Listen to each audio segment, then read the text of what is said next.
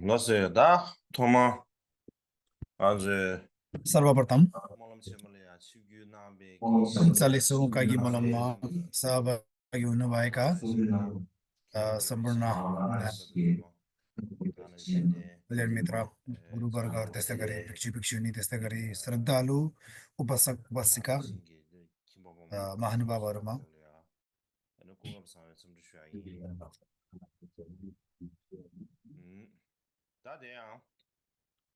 उपासकहरूमा सुस्वास्थ्यको कामना साथसाथै हार्दिक न्यानो अभिवादन।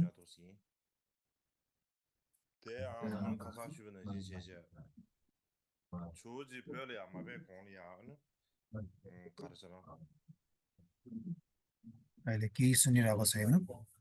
आवाजमा अलिकति समस्या आएको कारणले गर्दाखेरि परम पूजनीय सत्रौं तरिकामा बोलेको केही सुनिरहेको छैन।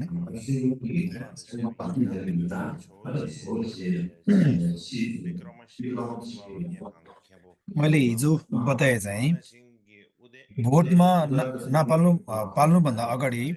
उहाँ भारतमा धेरै चर्चा थियो, उहाँको प्रख्यात हुनुहुन्थ्यो। जनन गुरुको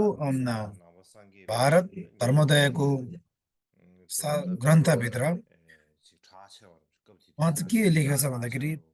श्री ज्ञान दीपङ्कर आतिशा चाहिँ विक्रमशिलाको एउटा मुख्य खेम्बो पनि हुनुहुन्थ्यो। त्यसै ओतन्तपुरी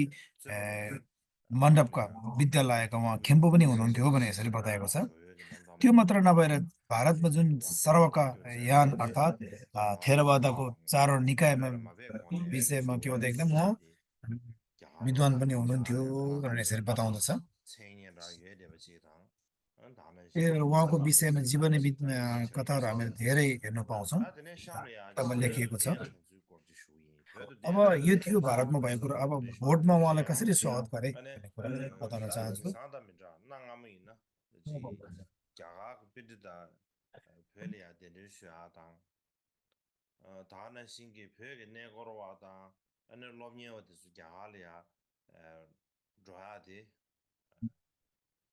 अब प्राचीन भारतको कुरा गर्दाखेरि उहाँ भोटमा उहाँलाई स्वागत नगर्नुभन्दा अगाडि चाहिँ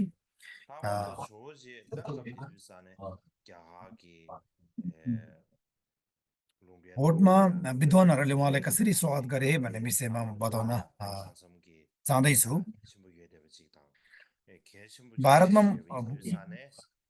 भारतमा धेरै विख्यात भएको गुरु भोटमा स्वागत गर्नुलाई धेरै कठिनाइ थियो, धेरै गाह्रो थियो, त्यति सजिलो थिएन।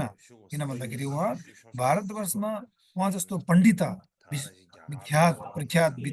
विद्वान सायद भारतमा छैन भने पनि हुन्थ्यो। यस्तो महान एउटा ज्ञान गुणले परिपूर्ण भएका गुरुलाई भोटमा स्वागत गर्नु त्यति सजिलो थिएन।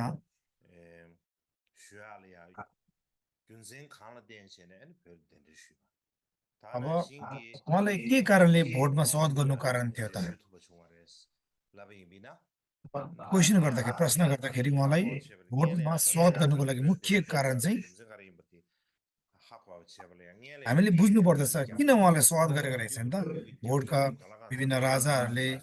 उहाँलाई भन्ने कुरा यो बुझ्नु जरुरी छ।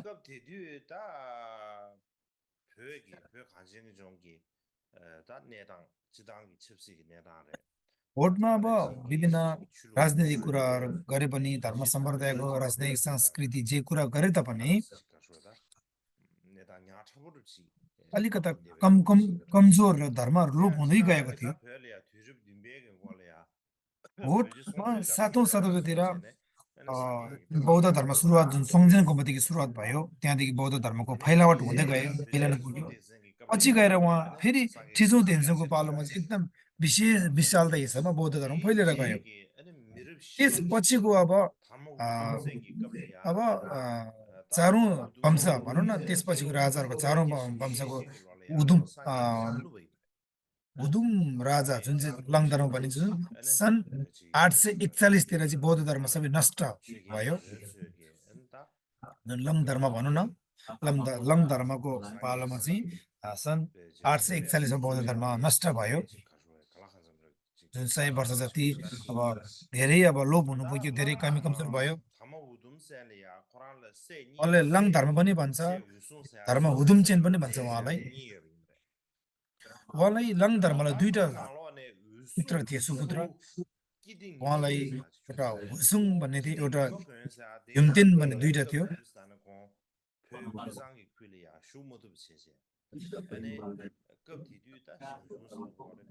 अब उहाँलाई दुईटा छोरा भएकोले अब उहाँको अब दुईटा नातिहरू थिए पछि हुसुङको पनि दुईटा अब भनौँ न छोराहरू भनौँ न हिमागुन भन्ने अब उहाँले अब यो स्याङसुङ भन्ने ठाउँमा उहाँलाई अब जिम्मा लगाए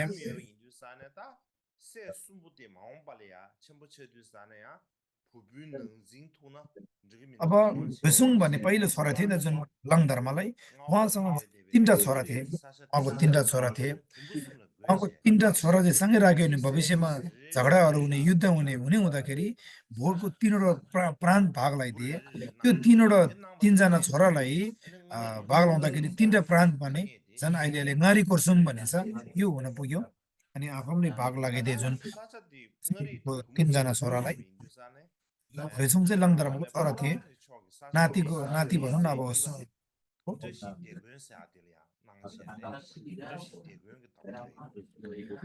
अब पछि गएर यो अब टसी देगुन भन्ने गुम्बा अब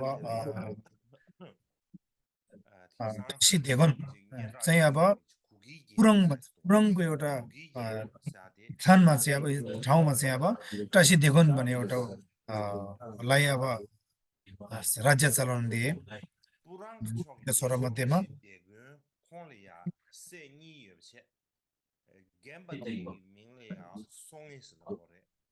पुराङ भनेर त्यो ठाउँमा दुईटा छोरा थियो दुईटा छोरा मध्येमा एकजना टासी देगन भन्ने उहाँलाई चलाउन दिए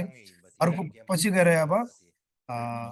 एकदम त्यहाँ पछि गएर बौद्ध धर्म धेरै फैलिएर जाँदा त्यहाँ गुगी भनेको एउटा साम्राज्य भयो त्यहाँ उहाँलाई दुईटा छोरा थियो दुईटा छोरा मध्येमा अनि उहाँको जेठा छोरा चाहिँ सँगै पनि भन्थ्यो सँगै पछि उहाँ भिक्षु हुनु भएर उहाँले लालामा हिसे भनेर नाम चिन्न पुग्यो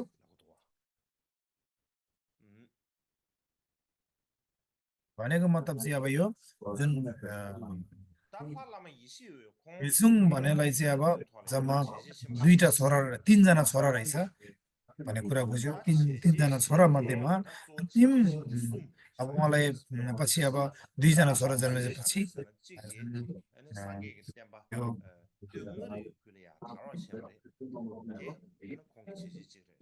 दुईजना छोरा मध्येमा राजा जेठा भनौँ न उहाँले चाहिँ अब पछि उहाँ पछि हुनु भएर लालामा हिस्से भएछ अब उहाँले धेरै राम्रो काम गर्नुभएको छ भोटको लागि लालामा हिस्सेले चाहिँ भोटमा अब धेरै राम्रो कामहरू उहाँको देन धेरै रहेको छ किन त भन्दाखेरि उहाँले बौद्ध धर्म एकदम विशालता हिसाबमा उहाँले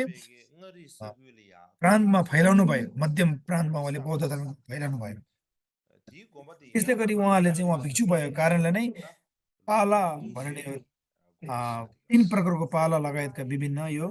त्यो बेला प्रान्तमा चाहिँ शिलाहरू जुन भिक्षुको शिलाहरू चाहिँ एकदम फैलाउनु भयो लालामा हिस्से भन्नेलाई चाहिँ हिस्सेले पहिलो उहाँको छवि त्यो देन दोस्रो के हो त भन्दाखेरि उहाँले ठुलो काम गर्नुभयो लालामा हिस्सेले भोटमा अतिशयलाई स्वाद गर्नुभयो अर्थात् उहाँले अब स्वाद गर्न सक्नुभयो उहाँले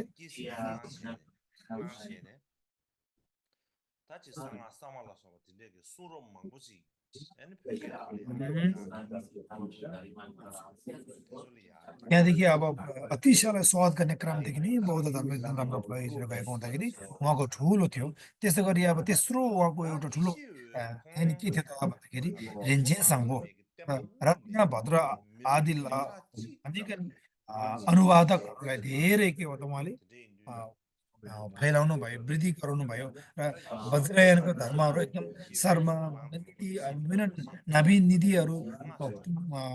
प्राचीन निधिहरूलाई एकदम शुद्धिकरण गरेर एकदम फैलाउनु भयो यो तीनवटा महादेन रहेको छ लालामा हिस्से भनेको गुरु हो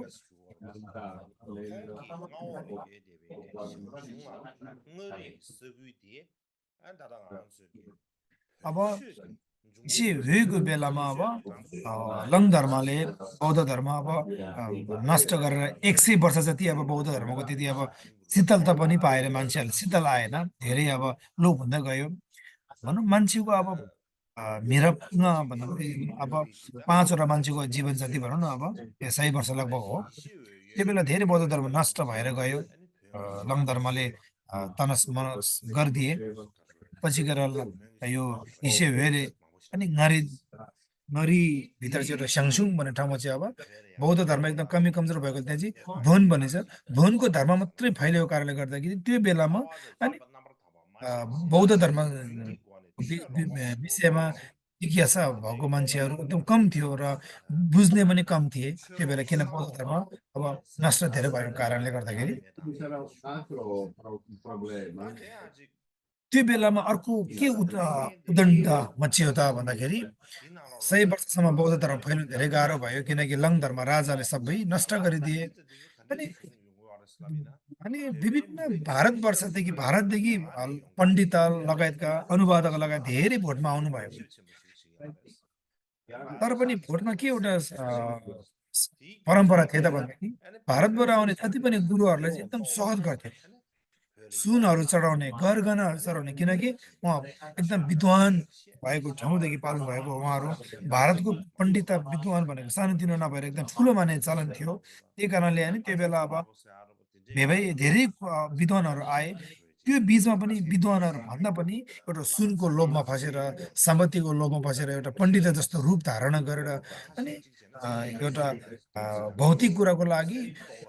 बौद्ध धर्म म फैलाउनु छु भनेर त्यसरी अब एउटा रूप देखावटीको लागि धेरै भारतको भनौँ न व्यापारी लगायत विभिन्न मान्छेहरू भित्रिए त्यसले गर्दा बौद्ध धर्म झन् बिग्रेर गयो गिरावट पायो वज्रयान पनि एकदम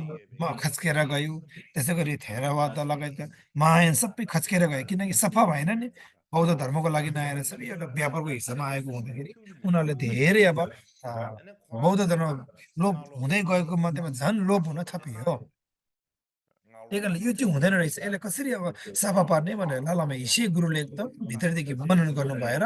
यो एकदम बौद्ध धर्म अब खच्किँदै गएको छ नष्ट हुने रहेछ उहाँले अनि जति जे जस्तो गरे पनि विद्वानले अब अतिशा गुरुलाई चाहिँ बेलामा भएकोले उहाँले जसरी स्वागत नगरी पनि भएकै छैन उहाँलाई गर्नुपर्ने रहेछ भनेर उहाँले एउटा आदेश दिएको भएको अनुसार नै अनि उहाँले अतिशा गुरुले अब स्वागत गर्ने भोटमा स्वागत गर्ने ठुलो जमर्को उहाँले राख्नु भयो धेरै बौद्ध त्यो बेला अब नियमहरू राखेको रहेछ बौद्ध धर्म चाहिँ अब कसरी प्रचार प्रसार गर्ने कुन कुन भिक्षुहरूलाई पण्डितहरूलाई हामीले स्वागत गर्ने जुन पाए त्यसले अब अनुवाद गर्यो भने खतरा हुने रहेछ भने धेरै अब नियमहरू कानुनहरू राख्नु भएछ थालामा हिस्सेको पालोमा पनि उहाँ त राजाको छोरा हो त्यही कारणले गर्दा उहाँ पछि भिक्षु हुनुभयो बौद्ध धर्म चाहिँ फैलाउनुमा उहाँ धेरै जोड दिनुभयो उहाँले धेरै अब समस्या पनि भोग्नुभयो जे भए तापनि अध्यक्षलाई स्वागत गर्ने उहाँ भएको हुँदैन तेस्रो देन रहेको छ अब यसरी कुरा फैलिँदै जाँदाखेरि अब भोटमा उहाँ अध्यक्षलाई स्वागत कसरी गरे त भन्ने कुरा आयो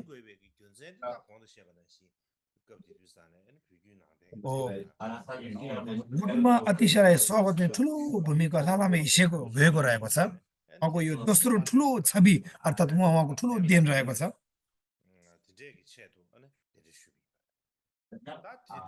बौद्ध धर्म धेरै खच्किएको कारणले गर्दा लोप भएको कारणले गर्दा यसलाई पुनरुत्थान यसलाई फेरि पनि सुधार गर्नको लागि स्वागत गर्ने मुख्य उद्देश्य रहेको थियो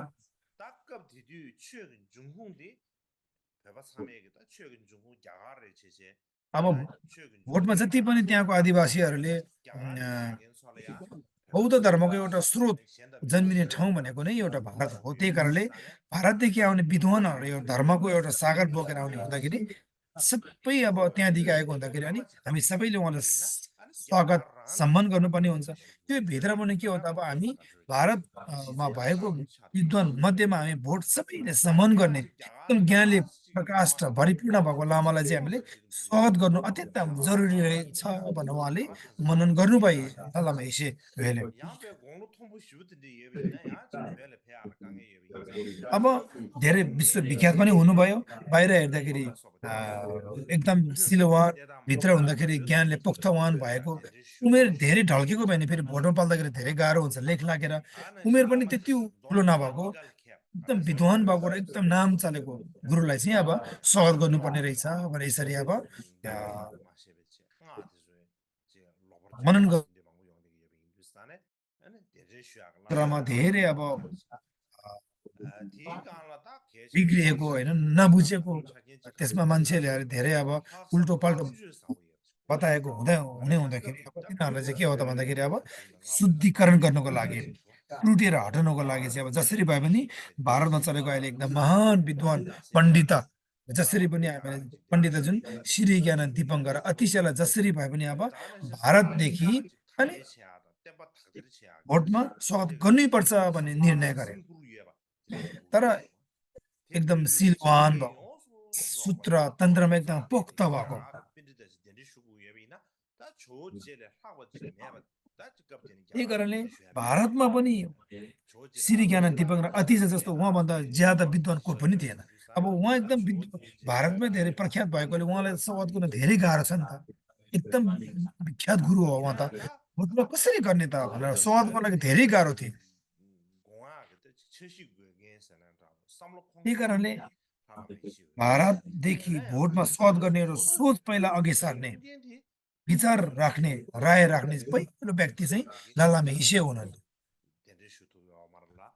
तर पनि उहाँले यो विचार राखे तर पनि उहाँले प्रत्यक्ष रूपमा दर्शन गर्नु पाएन लालामे हिसेले चाहिँ अतिशाहको दर्शन प्रत्यक्ष रूपमा दर्शन गर्नु पाएन कुनै इतिहासमा यस्तो लेखिएको छ कि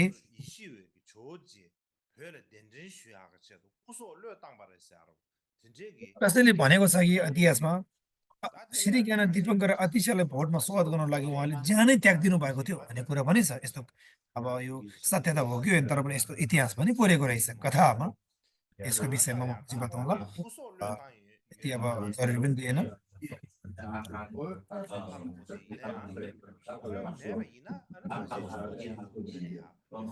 हामीले एउटा के कुरा तय गर्नुपर्छ भन्दाखेरि लालामा हिस्से यदि नभएको भए भोटमा अतिशय जस्तो विख्यात गुरु स्वागत गर्नु सक्दैन भन्नु यसलाई हामीले भन्नु सकिन्छ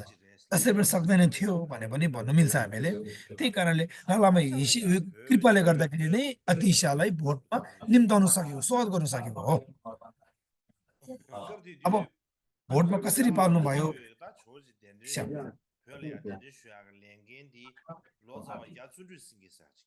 अब हिसेवे लालामे हिसेवेले अतिशयलाई अब स्वागत गर्नुको लागि मुख्य अब या चुन्डु सिंहलाई अब आज्ञा दिनुभएछ उहाँ चाहिँ अनुवादक मध्येमा एकदम वरिष्ठ अनुवादक रहेछ भोटको त्यो बेला चुन्डु सिंह भने चाहिँ उहाँलाई अब अतिशय स्वागत गर्नुको लागि भारतमा पठाएको रहेछ लालामे हिसेवेले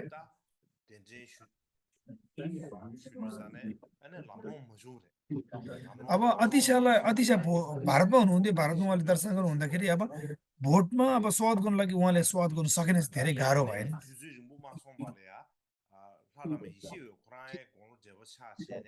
अब लालामा हिसेको उमेर पनि ज्यादा भएकोले अब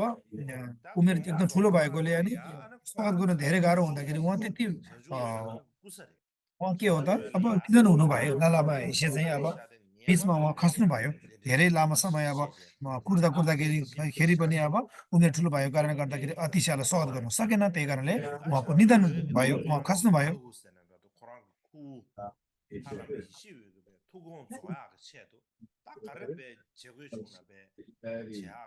त्यही कारणले अब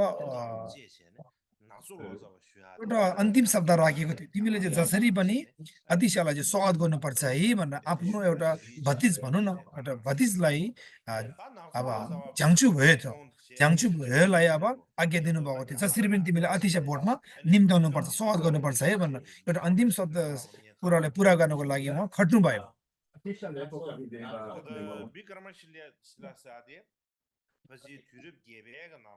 त्यसैको लागि अब नाक्सो लोसावा पनि भोटमा भारतमा पाल्नु भएको थियो अब अतिशालाई स्वागत गर्नुको लागि पछि नाक्सो लोसावा दोस्रो चरण जाँदाखेरि अनि त्यो बेला अब उहाँ भारतमा आउनु भएछ त्यो बेला झोजे पल्टे अतिशा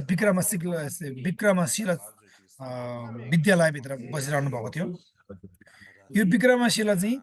पाला राजाहरूको पालामा बनाएको थिए यो जुन अब चार वंश भनौँ न चार वंश धर्मपालाको पालामा बनाएको रहेछ यहाँ चाहिँ विशेष गरी वज्रयानको मन्त्रको अध्ययन गरिन्थ्यो यो चाहिँ अब पाल्देन छोक्यौँ श्री धर्मपालाले बनाएको निर्माण गरेको हो भनेर पनि भन्ने गराइन्छ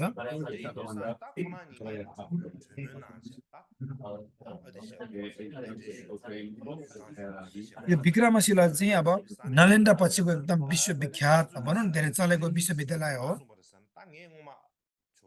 यो भित्र चाहिँ यो विक्रमशिला भित्र चाहिँ विशेष गरी वज्रयानको कुराहरू अध्ययन र अभ्यास गरिन्थ्यो यस्तो एउटा विद्यालय हो यो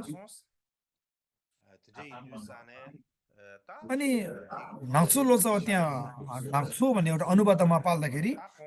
उहाँले के देख्नुभयो भन्दाखेरि उहाँले अब अतिशालाई स्वागत नगरेर अतिशाको त्यहाँ अतिशाको अब आफ्नो ठाउँमा त उहाँले अध्ययन गरेको देख्नुभयो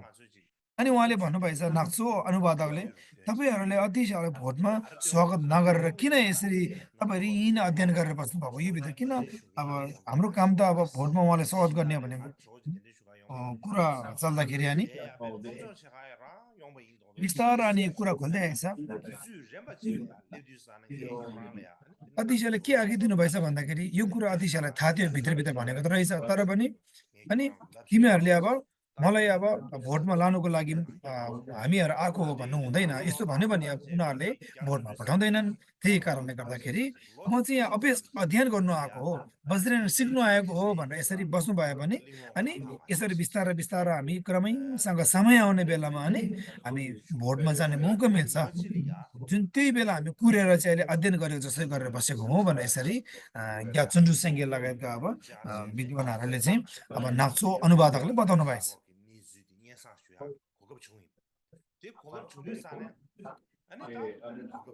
अनि अतिशाले पनि त्यही कुरा अब एउटा समय आउने बेला अनि म तिमीहरूलाई बताउने छु है भनेर यसरी अब बताउनु भएको रहेछ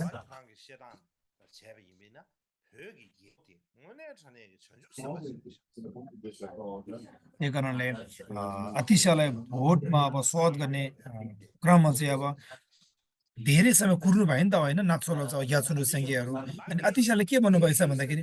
तपाईँहरूको यस्तो विचार हेर्दाखेरि मन हेर्दा साँच्ची नै तपाईँहरू भोटको राजा चाहिँ साँच्ची नै बोधिसत्व नै रहेछ धेरै सहनशीलता धेरै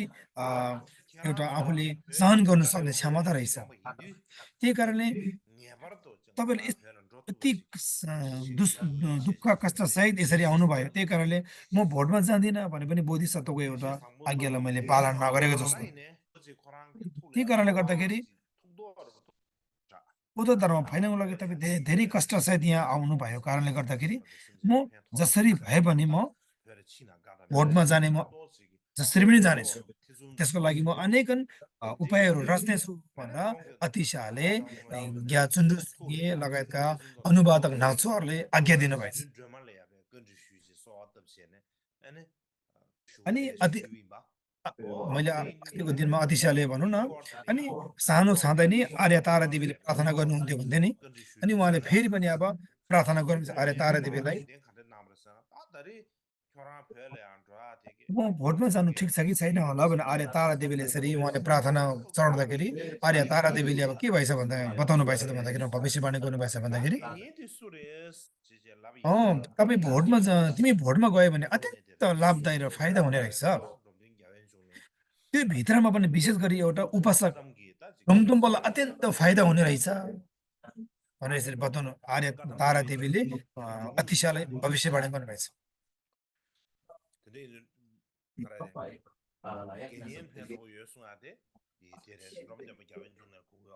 त्यो उपासक को थियो त भन्दाखेरि ड्रोमटुम्बा भन्ने थियो जुन अतिशाको एउटा चेला हो अनि आर्य तारा देवीले भविष्यवाणी गर्नुभयो त्यो मात्रै नभएर फेरि अब अत्यन्त महत्त्वपूर्ण रहेछ भनेर विचार गरेर उहाँले म बुद्ध गयामा अब जानु पर्यो भनेर फेरि अनि बुद्ध गयामा पाल्नु भएर उहाँले धेरै पूजा गर्नुभएछ धेरै प्रार्थना गर्नुभएछ बुद्ध गयामा पाल्नु भएर धेरै पूजा चढाउनु भएछ बुद्ध गयामा पाल्नु भएर जुन बुद्धले ज्ञान प्राप्त गरे ज्ञान श्री मित्र अब अब विक्रमशिलादेखि विद्यालयदेखि बुद्ध गया जाने क्रममा चाहिँ थिम्पू ज्ञानश्री मित्रले अनि मुठी जुन कौडा भनिन्छ सुनको कलर भएको अनि एक मुठी कौडा चाहिँ अनि यो बुद्ध गयामा गएर एउटा बुढी मान्छेलाई दियो है भनेर अनि दिएछ कपाल झरेर आएको अनि सेसियर हेवासिक बुढी अनि कपालहरू पुरा झरेको होइन कपाल पुरा लच्छिएको झरेको अनि बुढी चौरी पढेको बुढी उसलाई दियो है भनेर खेम्बो श्री ज्ञान मित्रले अतिशयलाई दिनुभएछ अनि उहाँ पछि केही समयपछि उहाँ बुद्ध गया पाल्नु भएछ बुद्ध गया पाल्दाखेरि ठक्कै त्यो बुढी मान्छे भेटेछ अनि त्यो बुढी मान्छेले भनेछ मलाई मलाई त्यो खेम्बो श्री ज्ञान मित्रले दिएको त्यो कौडा खोइ त यहाँ ल्याऊ भने यसरी मागेछ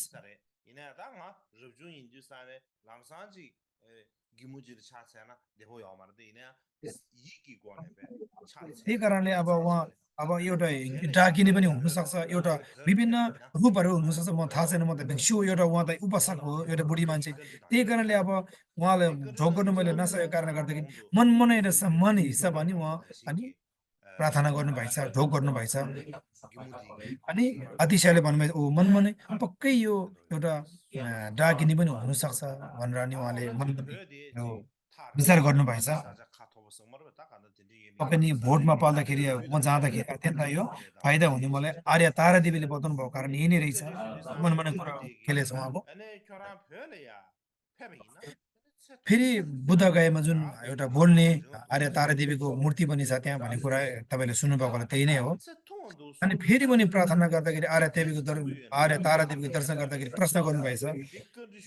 म भोटमा जाँदाखेरि मलाई किन बाधाहरू आउँछ कि आउँदैन है तारा माता मलाई के विषयमा बताइदिनु पर्यो भनेर उहाँले प्रार्थना गर्दाखेरि अनि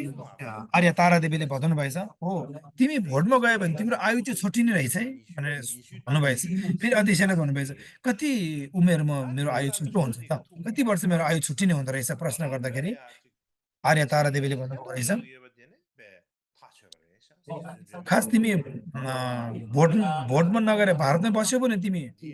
52 वर्ष 92 वर्ष तिमी बाँच्छौ तर तिमी भोटमा गयो भने तिमी 73 वर्ष भए तिमी बस्दैन है भनेर बताउनु भएको रहेछ अनि तर भोटमा जाँदा फाइदा हुन्छ कि हुँदैन भनेर फेरि सोद्धाखेरि फाइदा लाभदायक हुनेछ भनेर यसरी आर्य तारा देवीले भविष्यवाणी गर्ने भएकोले अनि भन्नुभएछ कि म भोटमा गएर बौद्ध धर्म एकदम फैलिनेछ र प्राणीहरूलाई धेरै हित हुनेछ फाइदा हुनेछ भने म मेरो आयु छुट्यो भने मलाई केही फरक छैन वास्ता छैन म अवश्य नै म भोटमा जाने छु भनेर चाहिँ भित्रैदेखि उहाँलाई एउटा ऊर्जा एउटा बलियो चित्त जन्मिएछ अवश्य नै जानेछु किनकि बौद्ध धर्म एकदम फैलिनुमा फाइदा र त्यहाँको प्राणी हितको लागि अत्यन्त बौद्ध धर्म नभई नआउने खाँचो परेकोले उहाँलाई खाँचो रहेछ म अवश्य जानेछु भने उहाँले भित्रभित्रै दृढ सङ्कल्प उहाँले राख्नुभएछ विचार पनि राख्नुभएछ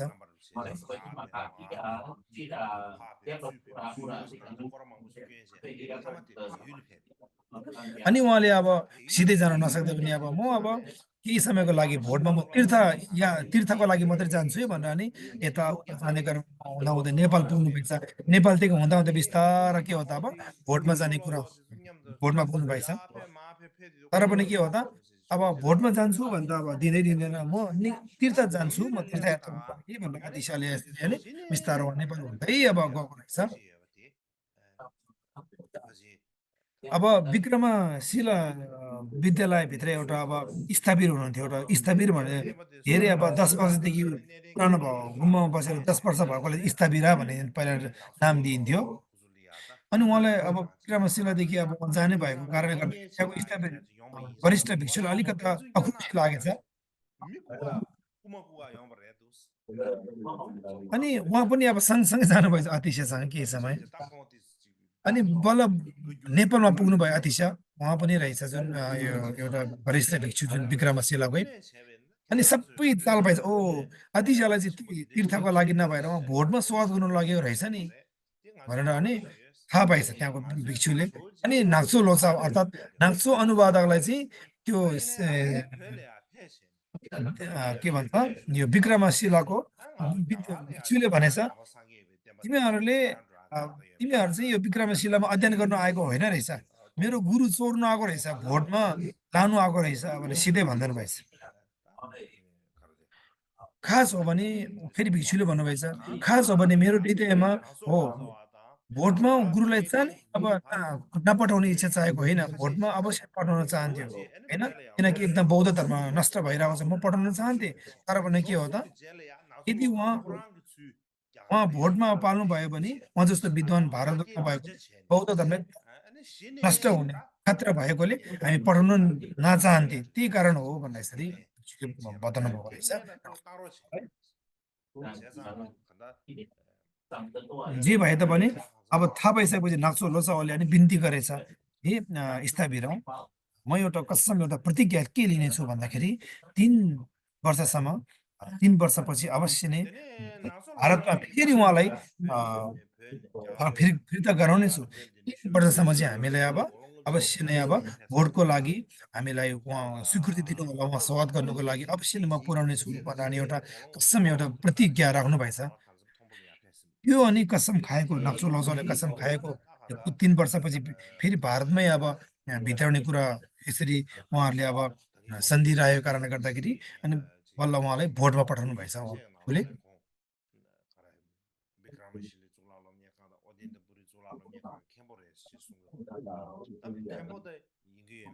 त्यसै कारणले गर्दाखेरि अब भोटमा जानु सजिलो थिएन फेरि अतिशालाई किन भन्दाखेरि उहाँ चाहिँ भारतमा धेरै एउटा नेर्पा भनौँ न एउटा गुम्बामा सबै रेखदेख गर्नेदेखि लिएर अनि उहाँलाई धेरै भण्डारको चाबीहरू पनि थिए धेरै विद्वान पनि थियो होइन उहाँलाई उहाँको यो कम्बरमा भनौँ न उहाँको कम्बरमा चाहिँ उहाँलाई धेरै अब भनौँ न एक किसिमको के भन्दा 18वटा जति साँचोहरू थियो भन्दा साँचो झुन्डाएर बोटमा पाल्नु भएको थियो भन्छ किनकि एकदम विद्वान हो नि त उहाँ अनि उहाँ पण्डिता पनि हो त्यसमाथि विक्रमशिलाको एउटा खेम्बो पनि हो ओतन्तपुरीको खेम्बो पनि हो होइन अनि धेरै अब भण्डारको एउटा कोष अध्यक्ष पनि भएको गर्दाखेरि कारणले गर्दाखेरि उहाँलाई 3टा अब यो प्रतिष्ठानको अब धेरै अब जिम्मेवारी उहाँमा भएको हुँदाखेरि धेरै गाह्रो पनि थियो त्यही कारणले भारतमा हेर्ने भने उहाँ एकदम विद्वान पुरुष हो उहाँ एकदम धेरै विद्वान हो उहाँ जस्तो भोटमा जानु भनेको नै भारतमा बौद्ध धर्म चाहिँ खालि लोप हुनु हो भन्ने कुरा चाहिँ बुझेको रहेछ अब ग्याचुन्डुसँगै भनौँ न उहाँ चाहिँ के हो त अब लालामा हिसेले चाहिँ अति साल तिमी त्यसरी सवाल गर्नुपर्छ भनेर पठाएको थियो नि त उहाँ उमेर ठुलो भएको हुँदाखेरि नेपालमा पुग्ने क्रममा केही समय नबित्दै उहाँको निधन हुनुभएछ ग्याचुन्डुसँगै भनेको चाहिँ अब उहाँ त महाअनुवादक हो नि त अब भारत किन भन्दाखेरि अब संस्कृत पनि बुझ्नुहुन्थ्यो टिबेटन सम्बोटा लिपि पनि बुझ्नुहुन्थ्यो नि त अब ग्याचुन्डुसँगै अब खस्नु भयो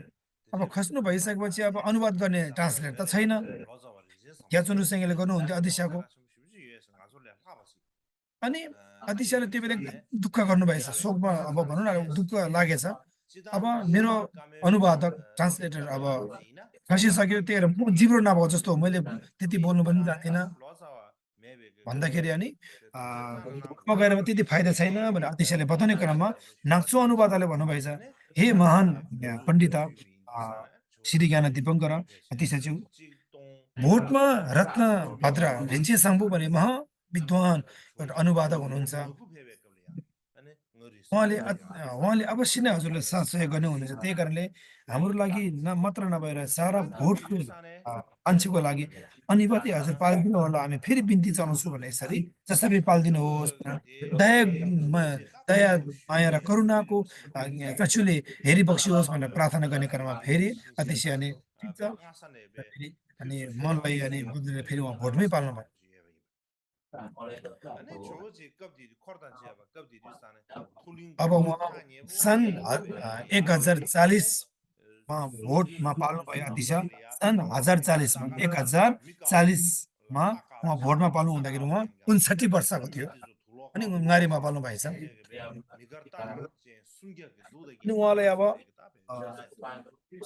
अब स्वागत गर्ने क्रममा Zo Ba Kya Chim भोटभित्र प्रवेश गर्नु हुँदाखेरि अतिशयलाई कसरी स्वागत गरेको थियो त भन्दाखेरि अब झाङचु भुए चाहिँ अब Marta Min Je छु Be भइसकेको थियो त्यो बेला पहिला नै कुरा हो भनौँ न झाङचु भुए चाहिँ जुन अब Yamu Min Jo Wa Chi त्यो बेलामा चाहिँ के हो त उहाँले धेरै मान्छेहरूलाई स्वागत गर्नुको लागि विद्वानहरू अब पहिला भन्दा पनि एकदम विश्वविख्यात गुरुलाई हामीले स्वागत गरेको छ यसबाट चाहिँ हामीले भव्य हिसाबले स्वागत गर्नुपर्छ है भनेर अनि अम, अनेकन गाजा बाजा होइन सेतो घोडा 300 वटा जति होइन तकर अब मिकर भनेको छ यहाँ सेतो वस्त्र लगाएर ढल्किएको 300 जना मान्छे 300 वटा घोडामाथि बसेर अनि हामीले अतिशयलाई चाहिँ श्री ज्ञान दीपङ्करले स्वागत गर्नुपर्दछ विभिन्न झन्डा सहित विभिन्न रङ्गी बिरङ्गी झन्डा 300 वटा घोडा विभिन्न गाजा बाजा विभिन्न अनि स्वागत गरेको रहेछ त्यो बेला अब ठुलो शङ्कर अहिले धुङ छैन हामीले लाभा भन्छ नि घ्यालिङहरू जुन धुङ ठुलो हामीले अब धुङमर भन्ने छ होइन अब यो पुग्ने गरेछ अनि ठुलो शङ्कर पुग्ने गरेछ त्यो स्वागत अतिशयलाई स्वागत गर्ने क्रममा त्यहाँ बजाएको हुँदाखेरि त्यो प्रचलनले गर्दाखेरि अहिले गुम्बा पूजाआजा गर्दाखेरि धुमर बजाउने शङ्ख बजाउने त्यहाँदेखि अब सुरुवात भएको हो भने भनिन्छ त्यो आवाज एकदम लामो र ठुलो भएको कारण आवाज टिक्को चर्को भएकोले त्यहाँको चराचुरुङ्गी वन्य जन्तुहरू पनि अलि भागेको थियो भन्छ यसको आवाज ठुलो आएर त्यही कारणले यो स्वागतलाई अब स्वागत गर्ने क्रममा यो धुम्मरहरू बजाएको कारणले गर्दाखेरि यसलाई पहिला नाम के दियो भन्दाखेरि लोपेन पण्डित लोपेन स्वागतको शङ्ख स्वागतको बाजा पनि नाम दिएको रहेछ यस्तो भन्ने रहेछ अब यो ठुलो आवाज भएको कारण छेउछाउमा कोही अब याकहरू चौरी गाईहरू बाँधेको होला नि त होइन त्यो आवाजले गर्दाखेरि फुस्किएर गएर तर्सेर गएको थियो यति ठुलो आवाजसम्म थियो भन्छ कि चारकोट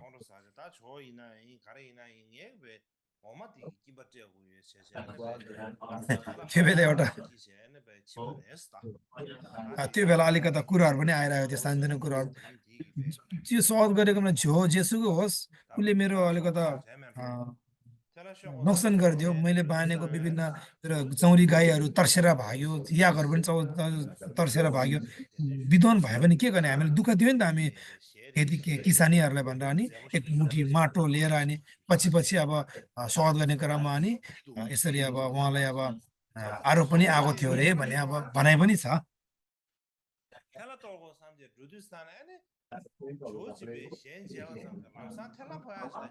यो एकदम रिसले चुर भएको किसानीहरूले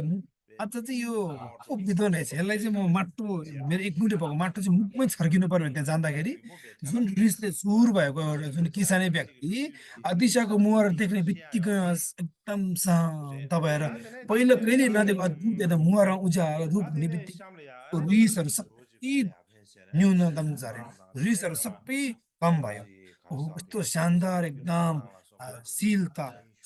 सुशीलता यस्तो भएको कारणले गर्दाखेरि अनि रिसहरू अनि कम भएर अनि रोक्नु र सत्कार समन गर्नु पुगेछ भन्ने कुरा चाहिँ अब यसरी स्वागत गर्ने क्रममा बाटोमा भएको दृश्यहरू यसरी आएको थियो र भोलि चाहिँ अब उहाँले भोटमा प्रवेश स्वागत गरिसकेर त्यहाँ अब पहिलो प्रवचन के दिनुभएको थियो त भन्ने म भोलि बताउने छु आज समयको अलिकति कमजोर भएकोले नपुगेको कारणले गर्दाखेरि म आज यतिमै राख्न चाहन्छु भवतु सर्वमङ्गलम।